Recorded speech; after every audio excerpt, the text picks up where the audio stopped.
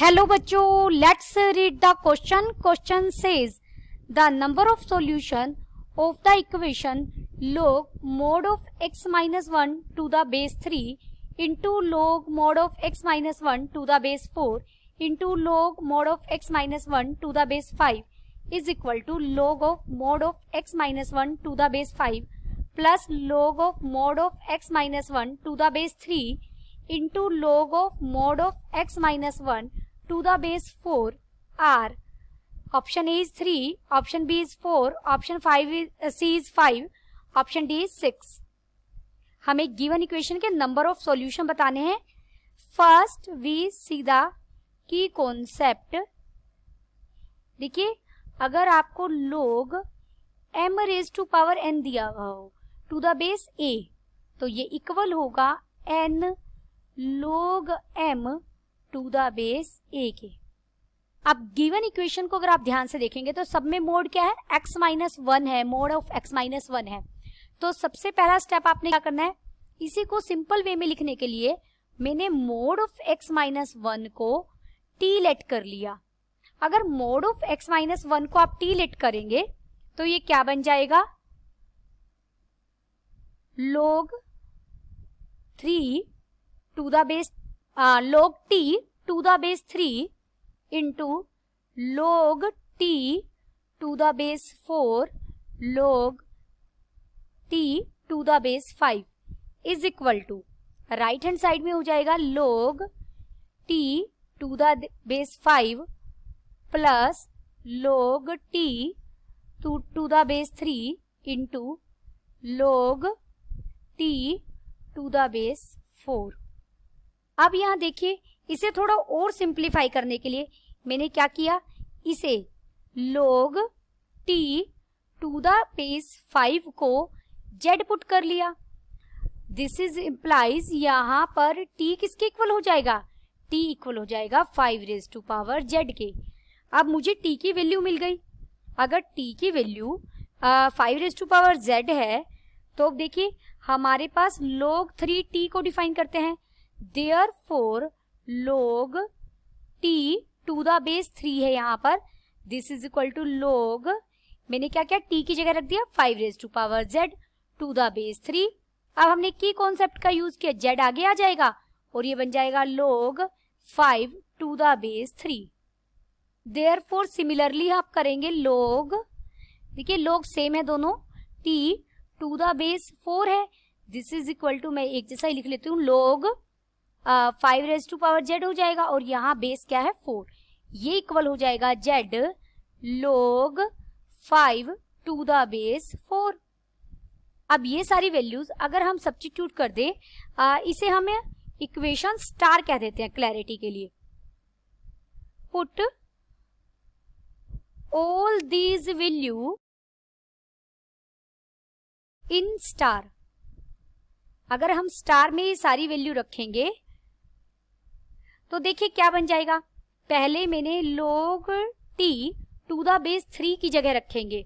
log t to the base 3 तो मेरा ये बन गया है, तो मैंने रख दिया z into log 5 to the base 3 into, next हमारे पास है log t to the base 4.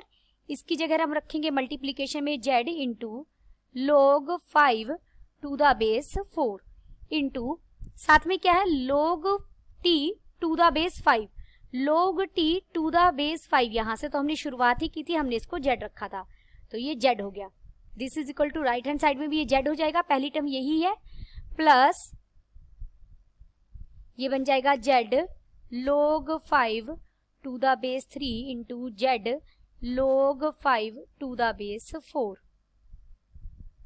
तो लेफ्ट हैंड साइड में ये z z z मिलके क्या बन जाएगा, z क्यूब इंटू में log के साथ क्या आएगा, अब 5 to the base 3 into log 5 to the base 4 is equal to, इसे भी लेफ्ट हैंड साइड में ले आते हैं, ये बन जाएगा minus z square log 5 to the base 3 into log 5 to the base 4.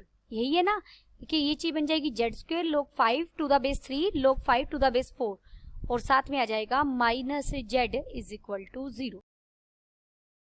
अब मैंने यहाँ क्या किया, जेड कॉमन ले लिया, तो अंदर बच जाएगा Z square log 5 to the base 3 into log 5 to the base 4 minus Z बच जाएगा, जेड के साथ आएगा log 5 to the base 3 into log 5 to the base 4 minus 1 is equal to 0।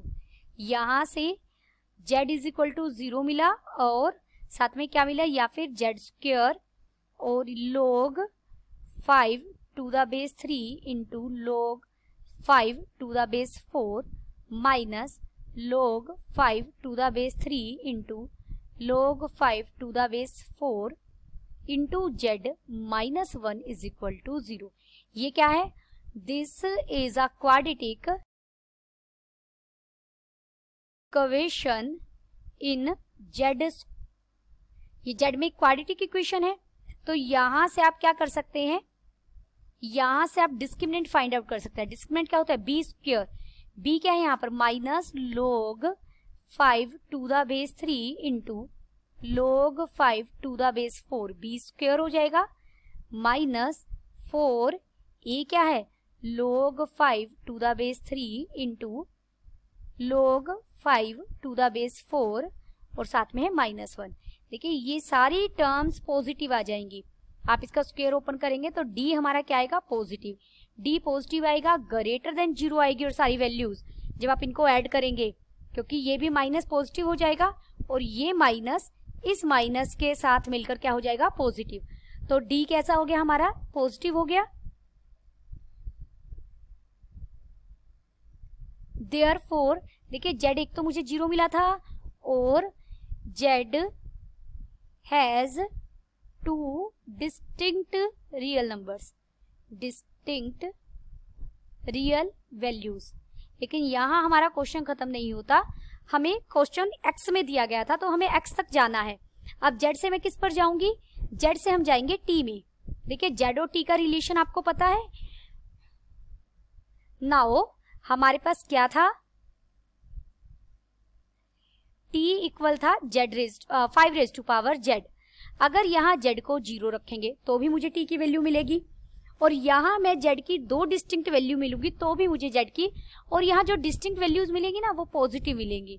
जो जेड की डिस्टिंक्ट वैल्यूज मिलेंगी तो मुझे यहाँ से from here we get 3 positive values of t, but t किसके इक्वल है, mod of x minus 1 is equal to T.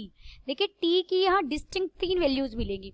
एक बार समझाने के लिए t को मान लीजिए हमारा t 1 ही मिला, मान लीजिए t की 3 वैल्यू डिस्टिंक्ट वैल्यू मुझे 1 2 3 मिली। एक बार अगर हम एग्जांपल ले रहे हैं तो t को यहाँ जब मैं 1 रखूंगी तो मुझे इस इक्वेशन के कितने सॉल्यूशन मिलेंगे, 2 मिलेंगे। जैसे ही आप t की दूसरी वैल्यू रखेंगे यहाँ पर आपको 2 फिर सॉल्यूशन मिल जाएंगे। जैसे ही आप t की तीसरी वैल्यू रखेंगे आपको फिर 2 सॉल्यूशन मिल जाएंगे। तो x के कितने सॉल्यूशन मिल जाएंगे, x के मुझे 6 सॉल्यूशंस मिल जाएंगे। This implies x has equation has 6 values for which given equation is satisfied. Therefore हमारा जो ऑप्शन है वो कौन सा सही हो गया, ऑप्शन डी इज करेक्ट।